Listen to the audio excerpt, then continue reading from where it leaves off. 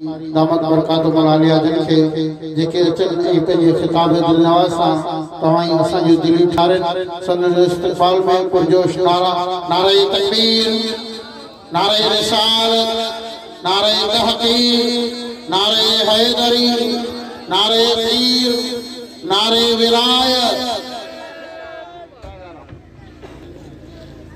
व अला आलिहि व अस्हाबिहि अजमईन। अऊज़ु बिल्लाहि मिनश शैतानिर रजीम। बिस्मिल्लाहिर रहमानिर रहीम। क़ाल अल्लाहु तबारक व तआला फ़िल क़ुरआनिल मजीद वल फ़ुरक़ानिल हमीद अन्नबिय्यु औला बिल मुमिनीना मिन अनफुसिहिम। सदक़ल्लाहुल मौलाना अज़ीम। जो दुरूद पाक हम पढ़ा मुसन्निफ़ जी पढ़ाए जो महफ़िल की बरकत की खातिर अस्सलातु वस्सलामु अलैका या रसूलल्लाह। अस्सलातु वस्सलामु अलैका या हबीबल्लाह। अस्सलातु वस्सलामु अलैका या रहमतल लिल आलमीन व अला आलिका व अस्हाबिका अजमईन। मुझे समझ मुताबिक चाराना माण्हुनि में सलाह सलाम कई ऐं ॾिसां पियो चए ईअं न करियो। हुज़ूर अलैहिस्सलाम जो ऐं टे हदीसूं ॿुधायां थो। इन हदीसुनि ते सुभाणे अल्लाह कान चवनि छो त कुझु सख़्तु हदीसूं आहिनि। मूं अव्हांखे अर्ज़ु कयो त रसूलुल्लाह सल्लल्लाहु अलैहि वसल्लम ते दुरूद पाक पढ़ो। अव्हां कोन पढ़ियो। हुज़ूर फरमायो जंहिं शख़्स जे साम्हूं मुझो नालो वरतो वने ऐं मूं ते दुरूद पाक नथो पढ़े त दुनिया जो वॾे में बख़ील शख़्स उहो आहे। ॿी हदीस हुज़ूर से फरमायो जंहिं शख़्स खे मुंहिंजे मथां दुरूद पाक पढ़णु विसरी वियो क़यामत जे ॾींहुं उनखे जन्नत जो रस्तो विसरी वियो। मूं अर्ज़ु कयो टी हदीस हुज़ूर सल्लल्लाहु अलैहि वसल्लम जुमे जे ॾींहुं पंहिंजे मिंबर ते वेठा हुए। हिकिड़ो कदम साईं करीम सल्लल्लाहु अलैहि वसल्लम जे हिकिड़े ॾाके ते रखियो पाण फरमायो आमीन। वरी ॿियो कदम ॿिए ॾाके ते रखियो आमीन। वरी मथे चढ़िया त पाण फरमायो आमीन। नमाज़ खां बाद सहाबा पुछियो या रसूल अल्लाह उते न कंहिं दुआ घुरी हुई न को तव्हां कंहिं दुआ घुरी हो आमीन छा ते चयो? साईं फरमायो जुमे जो ॾींहुं हो मस्जिद नबवी हुई ऐं आऊं रसूल जो सरदार हो क़बूलियत जी घड़ी हुई। उन में जिब्राइल अची टे बददुआऊं कयूं। दुआ कोन घुरी बददुआऊं। कहिड़ी दुआऊं? बददुआऊं कयूं। हिकिड़ो चईंदो या रसूल अल्लाह तव्हांजी उम्मत मां को शख़्स रमज़ान शरीफ़ जो महीनो हुनखे मिले ऐं रमज़ान में पंहिंजी बख़्शिश कोन थो कराए ख़ुदा खां रमज़ान में माफ़ी कोन थो घुराए इहो भले तबाह ऐं बर्बाद थी वञे। मुंहिंजो हा भले थी वञे आमीन। वरी जॾहिं ॿिए ॾाके ते पेर रखियो तॾहिं जिब्राइल चयो या रसूल अल्लाह जंहिंजा माउ पीउ कोड़ा हुजनि उन्हनि खां दुआ वठी पंहिंजे लाइ जन्नत कोन थो वठे हुन खां बख़्शाइश कोन थो इहो माण्हू भले तबाह बर्बाद थी वञे मुंहिंजो भले थी वञे। वरी टे ॾाके ते पेर रखियो मूं जिब्राइल मूंखे अर्ज़ु कयो त या रसूल अल्लाह तव्हांजो उम्मती तव्हांजो नालो ॿुधे ऐं तव्हांखे सलाम न पढ़े उहो भले बर्बाद ऐं हलाक थी वञे मुंहिंजो थी वञे। मूं तव्हांखे अर्ज़ु कयो ऐं तव्हां सलाह सलाम पढ़ी हाणे तव्हां पाण खे कोन थो चवां त फलाणो मूं हदीस तव्हांखे ॿुधाई आहे। हाणे महिरबानी करियो वरी इन जे कफ़ारे तौर ते सभु गॾिजी हुज़ूर जे बारगाह में कोन थो चवां तव्हां हथ मथे खणो या नाले खणो कम अज़ कम एतिरो जो अव्हांजी ज़ुबान खुले अव्हांजे साए खुले वारो मलाइक लिखे त वाक़ई रसूलुल्लाह जे मीलाद में गौस पाक जी यारी में आया हुआ त सलात पढ़ी हुई। पढ़ो अस्सलातु वस्सलामु अलैका या रसूलल्लाह। अस्सलातु वस्सलामु अलैका या हबीबल्लाह। अस्सलातु वस्सलामु अलैका या रहमतल लिल आलमीन व अला आलिका व अस्हाबिका अजमईन। एक ज़रूरी मसलो है असांजो जेको अक़ीदो आहे उन मुतालिक़ इंशाअल्लाह क़ुरान मां कोशिशि करे ऐं कुझु हदीस मां बयान कंदुसि। असांजो अक़ीदो आहे त रसूलुल्लाह सल्लल्लाहु अलैहि वसल्लम हाज़िर नाज़िर आहे। माण्हू चवंदा इहो हाज़िर नाज़िर सिर्फ़ु अल्लाह जी ज़ात आहे। नहनु अक़रबु इलैहि मिन हब्लिल वरीद क़ुरान शरीफ़ में अल्लाह ने पंहिंजे लाइ फरमायो आहे। तंहिंजे करे तव्हां रसूलुल्लाह सल्लल्लाहु अलैहि वसल्लम जी लाइ इहा सिफ़त साबित करे शिरक पिया करियो छो त अल्लाह तबारक व तआला जी सिफ़त गैर खे ॾियणु शिरक आहे। ऐं तव्हां चओ था अल्लाह हाज़िर आहे नबी बि हाज़िर आहे लिहाज़ शिरक थी वियो। तंहिंजे करे अव्हांजो इहो चवणु इस्लाम जे क़ुरान जे ख़िलाफ़ आहे। कोई एतिराज़ कान। असांजो जवाब छा आहे उन मुताबिक़ पहिरीं त ज़हन में इहा ॻाल्हि हुजणु घुरिजे त असां रसूलुल्लाह सल्लल्लाहु अलैहि वसल्लम खे कीअं हाज़िर नाज़िर कयूं था, अल्लाह ताला जी ज़ात खे कीअं मञूं था, छा हिक जहिड़ी बराबरी थिए थी या न।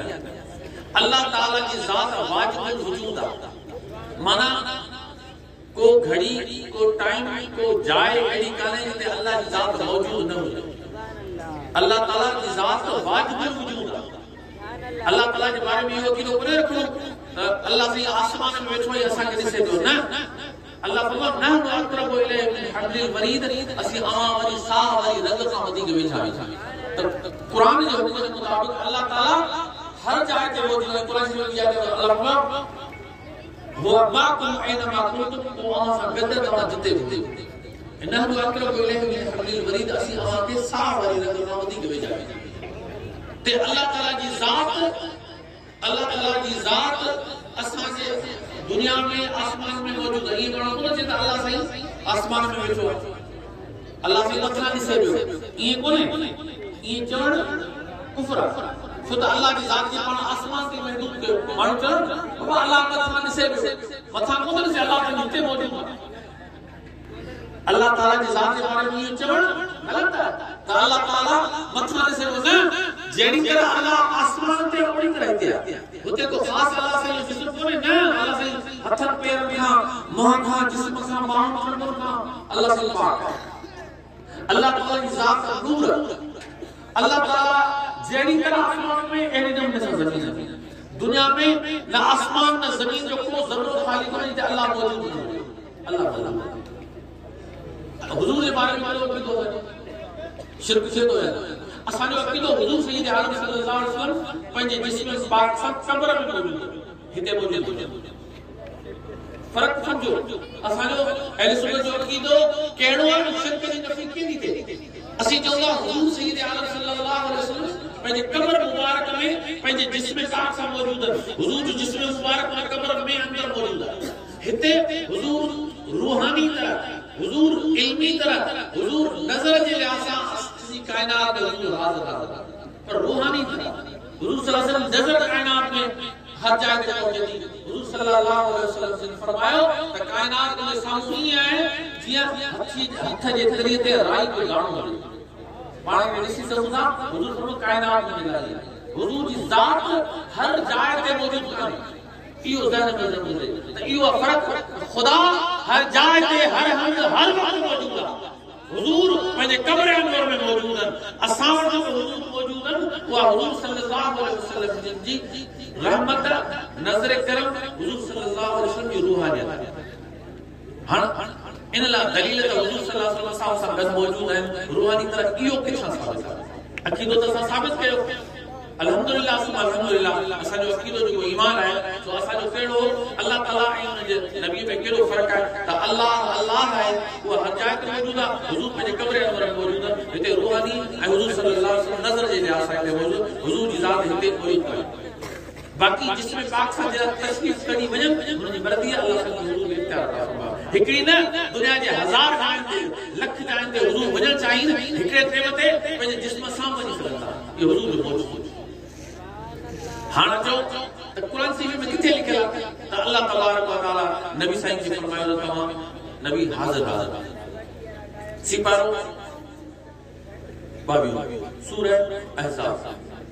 अल्लाह तबारक व तआला कुरान करीम में इरशाद फरमायो अन्नबिय्यु औला बिल मुमिनीन मिन अनफुसिहिम। सूरह अहज़ाब सिपारो कुरान शरीफ में अल्लाह ताला कुरान में फरमायो सूरह अहज़ाब में त नबी अन्नबिय्यु औला बिल मुमिनीन मिन अनफुसिहिम।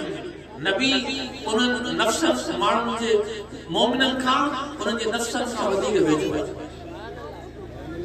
रूहानी तरह रूहानी तरह अल्लाह ताला ज़ाती तरह जाए मौजूद है। हुजूर रूहानी तरह अन्नबी औला बिल मुमिनीन मिन अनफुसिहिम, उनजे नफ्सन खां वधीक हुजूर सल्लल्लाहु अलैहि वसल्लम उनजे वेझो आहे। कुरान बि जाए अल्लाह सल्लल्लाहु या अय्युहन नबिय्यु इन्ना अरसलनाका शाहिदन व मुबश्शिरन व नज़ीरा। ए मुंहिंजा महबूब अलैहिस्सलाम असां तव्हांखे मोकिलियो उम्मत में मोकिलियो।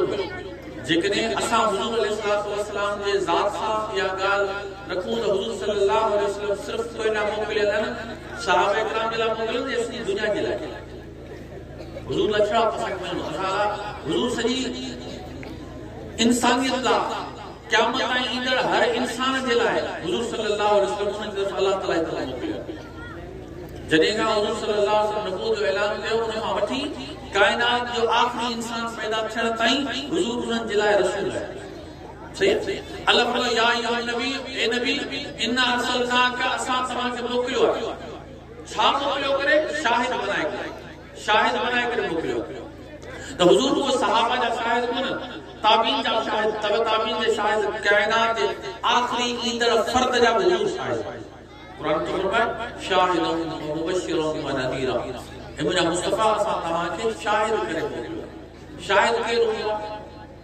जेको अमल जे ते अखियुनि सां ॾिसे सही कननि सां ॿुधे लिहाज़ा हुजूर सैयद आलम सल्लल्लाहु अलैहि वसल्लम के असां मुझे महबूब करीम अलैहिस्सलाम के असां पंहिंजे हर अमल जो शाहिद हर अमल का बाखबर समझो तने असल हुजूर सल्लल्लाहु अलैहि वसल्लम वेठा किथे ख़बर में पर हुजूर सही फरमायो त जीअं कायनात मुंहिंजी सॼी मुंहिंजे अॻियां ईअं आहे जीअं राई जो दाणो त्रीअ ते मौजूद हुजे जीअं त्रीअ ते राई जो दाणो मौजूद ॾिसी सघिजे थो ईअं हुजूर सल्लल्लाहु अलैहि वसल्लम जिन फरमायो त आऊं मुंहिंजे कायनात सॼी मुंहिंजे अॻियां ईअं जीअं राई जे दाणे वांगुरु सही हाणे हुजूर सैयद आलम सल्लल्लाहु अलैहि वसल्लम जिन हर हिक जे माण्हू जा अमल जा शाहिद त ही केर मुंहिंजो दुश्मन आहे मुंहिंजो सजण मोमिन आहे काफ़िर आहे मुनाफ़िक़ आहे मुंहिंजो उम्मती ॿियनि नबियनि जो उम्मती आहे मूंसां अक़ीदत रखण वारो आहे मूंसां मुखालिफ़त रखण वारो आहे कंहिंजी हुजूर सिफ़ात फरमाईंदा उन जी सिफ़ात फरमाईंदो जेको मोमिन हूंदो ऐं हुजूर सल्लल्लाहु अलैहि वसल्लम जी क़यामत जे ॾींहुं शाहिद थींदा त ही मुंहिंजो उम्मती आहे त शाहिद लाइ छा ज़रूरी आहे त कननि सां ॿुधे अखियुनि सां ॾिसे जेकॾहिं को माण्हू पर्दे जे परियां मौजूद आहे पर जेकॾहिं असांजो आवाज़ ॿुधे थो पर ॾिसे कोन थो उनजी शाहिद कमज़ोर है जेकॾहिं असां वटि को प्रोग्राम में मौजूद है अखियुनि सां ॾिसे पियो पर उनजा कन कम कोन्हा कनि उनजी शाहिदी कमज़ोर दुनिया जो कानून आहे कोर्ट में जेकॾहिं कोई माण्हू जो शाहिदी में ॾिसो थो नज़र सलामत अथसि कन सलामत आहिनि उनजी ॿुधी बि सघे थो ॾिसी बि सघे थो त उनजी शाहिदी में बि अंधे जी शाहिदी ॿोड़े जी शाहिदी क़बूल कोन थिए दुनिया जी कोर्ट में के बोड़े ऐं अंधे जी शाहिदी क़बूल कोन थींदी त क़यामत में अल्लाह तबारक व तआला करोड़े अरबे इंसाननि जी गवाही हुजूर अलैहिस्सलाम जी तरफ़ां कीअं क़बूल कंदो जॾहिं हुजूर सल्लल्लाहु अलैहि वसल्लम उन उम्मत जे अहवाल खां बेख़बर न उनखे ॾिठो न उनखे सुञाणनि न उन्हनि जे हालात खां बाख़बर न उनजी हरकतुनि उनजी कौलनि फेलनि खे ॿुधो अथनि न ॾिठो अथनि उहो क़यामत जे ॾींहुं थींदो आहे तंहिं लाइ ज़रूरी आहे असांखे मञणो पवंदो त हुजूर सल्लल्लाहु अलैहि वसल्लम जे शाहिद आहिनि तो वो यकीनन हुजूर सल्लल्लाहु अलैहि वसल्लम हाज़िर सुभान अल्लाह तंहिंजे करे मञणो पवंदो त हुजूर अलैहिस्सलाम जिन शाहिद हाज़िर सुभान अल्लाह ऐं उन खां पोइ क़ुरान करीम में अल्लाह से इरशाद फरमायो आहे अल्लाह से फरमायो अज़ीज़ुन अलैहि मा अनतुम हरीसुन अलैकुम बिल मुमिनीन रऊफ़ुर रहीम मुंहिंजो नबी अव्हांखे जेका तकलीफ़ पहुचे थी मुंहिंजे नबी अलैहिस्सलाम जे मथां ग़रीब गुज़रे थी हाणे तरीक़े के गुज़रंदी जेको बाख़बर हूंदो मिसाल पाण ते वेठा आहियूं कंहिंजो माइट ख़ुदा न ख़ास्ता किथे धक लॻो ज़ख़्मी थी वियो या गुज़ारे वियो का मां हिते अमेरिका में वेठो आहे मां अमेरिका में पुटु हिते वेठो आहे गुज़ारे वियो हुनखे ख़बर कान्हे जेसि ताईं फ़ोन अचे हिन में 8 कलाक गुज़री विया 10 कलाक गुज़री विया को ॾींहुं गुज़री वियो जॾहिं ॿार खे ख़बर पई पोइ त घणी दावत कंदी पर हुनखे जॾहिं ख़बर कान्हे त ख़ुशी में शरीक आहे ख़बर ई कान्हे त तकलीफ़ तॾहिं महसूस थींदी जॾहिं ख़बर पए क़ुरान तो फरमाए त नबी अव्हांखे जेका बि तकलीफ़ ईंदी आहे मुंहिंजे नबी ते ॻरी गुज़रंदी आहे ॻरी तॾहिं गुज़रंदी आहे बाख़बर हूंदा बेख़बर हूंदा त नबी अलैहिस्सलाम खे कीअं ॻरी गुज़रंदी असीं जेकॾहिं हुजूर अलैहिस्सलाम जे बारे में चऊं हुजूर सल्लल्लाहु अलैहि वसल्लम क़ब्र में पिया हुजूर खे असांजे उम्मत जी का ख़बर कान्हे पोइ क़ुरान तो फरमाए अज़ीज़ुन अलैहि मा अनतुम हुजूर जे मथां ॻरी थी गुज़रे जेका अव्हांखे तकलीफ़ ईंदी आहे नबी ते ॻरी तॾहिं गुज़रंदी मां वेठी आहे ॿार परियां बीठो आहे वञी बाहि में पियो हुजे या किरण जो ख़तरो हूंदो आहे किरी पवंदो ॾिसंदी पई हुनखे ॻरी गुज़रंदी आहे डोड़ंदी बचाए करे सघंदी धक लॻी वियुसि बाहि में सड़ी पियो हुनखे को नुक़सानु पहुचो त मां ॻरी गुज़रंदी ॾिसे पई क़ुरान तो फरमाए त नबी जी ज़ात नबी जी मोहतरम ज़ात अवां जे लाए उन जी जेका तकलीफ अवां जी हुन ला करे दी तने के हुजूर सैयद आलम सल्लल्लाहु अलैहि वसल्लम के असन वणो पड़ो हुजूर सैयद आलम सल्लल्लाहु अलैहि वसल्लम जी ज़ात मुक़द्दस मोहतरम ज़ात असा जे अहवाल का खबर असा उलमा फरमाइता उम्मती के हलंदे को कंट्रोल की पवे उम्मती के हलंदे किते थाबो अची वने उम्मती के हलंदे पैर में पत्थर लगी पवे थाबो अची पवे तिरकी पवे हुजूर सैयद आलम सल्लल्लाहु अलैहि वसल्लम की खबर पड़ी है हुजूर के घरों में मुझे उम्मती की तकलीफ थी है हुजूर की याद कर हुजूर सल्लल्लाहु अलैहि वसल्लम कुरान अजीजुल अलैहि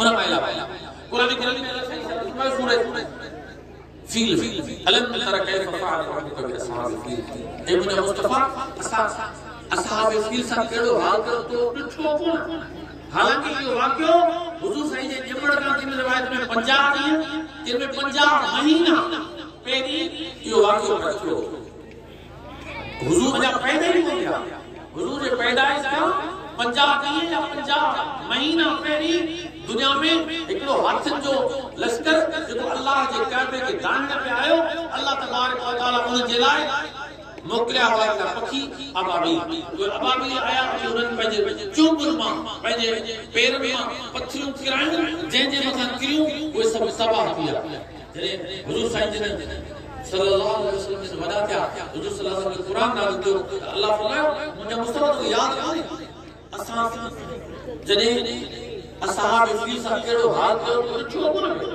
कि हुजूर जे जबड़ का पहिरीं जो वाक़ियो हिकिड़ो माण्हू ख़बर पाए असां नंढा ॿार वेठा हुजनि असीं चयो असां ज़्यादा जी हुकूमत तव्हां थी वरी जावाई कोई थोरी वधि जो जा माण्हू आ घुटे वारी हुकूमत कोन थी जवाब सीधे जावाई ज़्यादा जो हुकूमत में नवासी जो हुकूमत में के चलो बात कायदे में जो केर पे असां कायदे में थी कोन कायदे नो हमारा एक सब मर गया नियर केर कोले कायदे वारो वक्त वाला सब गुजारे बड़ा के उदा जे जलसे में बुलाया था घर वेठा हला हिते केर कायदे वारो कोले अर्ज़ यो जेके खबर काने जो वही उन्हें के जिक्र तो ॾिठो कोन असां जावी कोन कई ना अल्लाह ताला हुजूर जे पैदाइश खां पहिरीं जेके वाक़या करो अल्लाह फरमायो अलम तरा कैफ फअल रब्बुका बि असहाब फील ए मुझे मुस्तफा तो ॾिठो कोन जो असां सही असहाब फील सा केड़ो हाल कयो इन मां साबित हुजूर सल्लल्लाहु अलैहि वसल्लम जे जमण खां पहिरीं हाल वरी के हाल माण्हू इन ते खणी वाक़यो भाई 50 ॾींहं पहिरीं मूंखे तफसीर पढ़ो न छो 50 ॾींहं पहिरीं छा है हुजूर साईं थोरो पहिरीं 50 ॾींहं पहिरीं या 50 महीना पहिरीं वाक़यो थियो तॾहिं के मशहूर अहिड़ो जो उन्हनि जे अल्लाह साईं खबर मना ॿुधण मशहूर ॿुधण ॾिसण जहिड़ो हूंदो ॿुधो कोन ॾिठो कोन ॿुधो कोन मुंहिंजो भला इन ॻाल्हि खे सही था ॿी आहे त अल्लाह ताला फरमायो अलम तरा कैफ फअल रब्बुका बिआद अल्लाह से कौम आद सा केड़ो हाल कयो कौम आद हुजूर जे दुनिया में अचण का हज़ारे साल पहिरीं आई तो अल्लाह उन जे बारे में यो फरमायो अलम तरा कैफ फअल रब्बुका बिआद मुझे इल्मी तकरा के समझ तो घटा थे गौर से जो मेहरबानी उलमा इकराम वाला उधर तक कमायो अल्लाह ताला अलम तरा कैफ फअल रब्बुका बिआद आद कौम केड़ी इल्म ज़ात अल इमाद अल्लाह लब युखलक मिसलुहा फिल बिलाद जिन वडन जबलन के तोड़े पंहिंजा घर ठाया एड़ी दुनिया में अल्लाह कोई कान ठाई हुई वडी कदे दिखे कंदा वारा उन जा घर एड़ा होगा जो उन में अच्छी कोन सका घट में 90 फुट जो कदो घट में 90 फुट उन मथे 100 फुट 100 ये होगा हां उन छित माना बंगलो ठाईंदा 150 फुट मथे भितर एडी बिए की उन घर के ठाया जबलन के टुकड़े उन जे अंदर रहता घर ठाई वणे त वेई कोन सका एडो वणे एतरा पाण वडा सामे किथा विया वो आई घर नंढा भित एडी 100 फुट बिए कोन पाण पाण में ना वरी छित थी अचे तो भित के काबू करे वठी पर एको 100 फुट की भित के त वी कोन गिरी कोन त उन जा घर कोन ठाया कुरान में गया त उन जा घर ठाया जबल के तोड़ी के उन जे अंदर अल्लाह मतलब उन सा केड़ो वाक्यो उन जे मना तूफान आंदो तबाह बर्बाद थी वेला पहले पाण के लिए छा समझा ए मुझे मुस्तफा जे मुंह के तबाह कयो तो ॾिठो कोन इनमां साबित हुजूर उन वक्त में मौजूद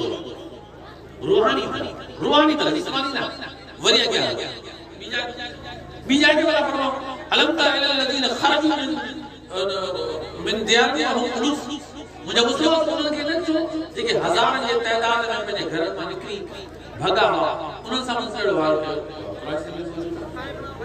एनी तरह कई आयतूं जंहिंमें अल्लाह तबारक व तआला हुजूर अलैहिस्सलाम खे ख़िताब सां फरमाए तो ॾिठो उन खां अलावा हज़रत सैयदना इब्राहिम अलैहिस्सलाम जे बारे में अचे थो। हज़रत इब्राहिम अलैहिस्सलाम ने अल्लाह ताला उनखे हज़रत इब्राहिम अलैहिस्सलाम खे हिकिड़े क़िस्म जो ज़मीन ऐं आसमान जो महराज फरमायो अल्लाह कज़ालिक नुरी इब्राहिम मलकुत समावाति वल अर्द। अहिड़ी तरह इब्राहिम अलैहिस्सलाम खे आसमान ऐं ज़मीन जी बादशाही ॾेखारी वई। जॾहिं इब्राहिम अलैहिस्सलाम खे तफ़सीर वारा लिखियो त आसमान जो को ज़र्रो कोन्हे जेको इब्राहिम अलैहिस्सलाम न ॾिठो, ज़मीन जो को ज़र्रो कोन्हे जंहिंमें इब्राहिम अलैहिस्सलाम न ॾिठो। हज़रत इब्राहिम अलैहिस्सलाम कायनात जे तमाम आसमान ऐं ज़मीन जे ज़रे ज़रे जो सैर करे आया।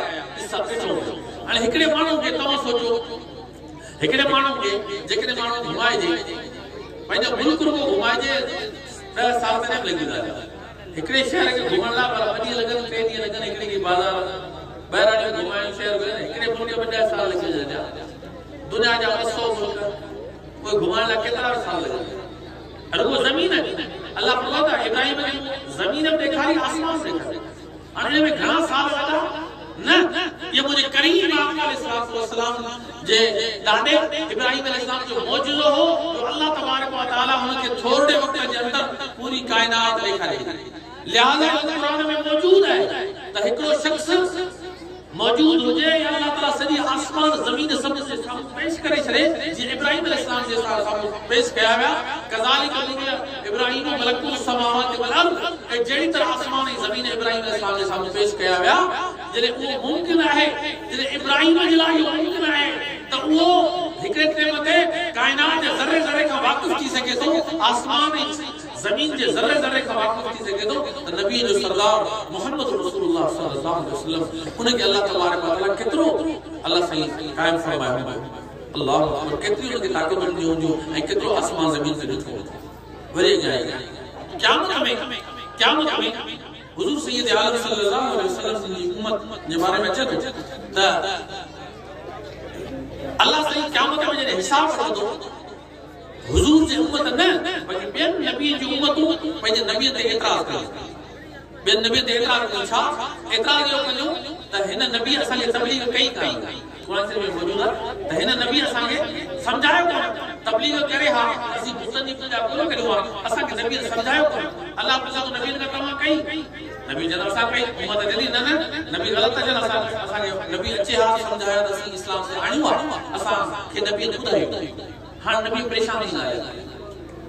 कुरान शरीफ़ में आहे त उन वक़्त में हुजूर जी उम्मत जी गवाही ॾिनी।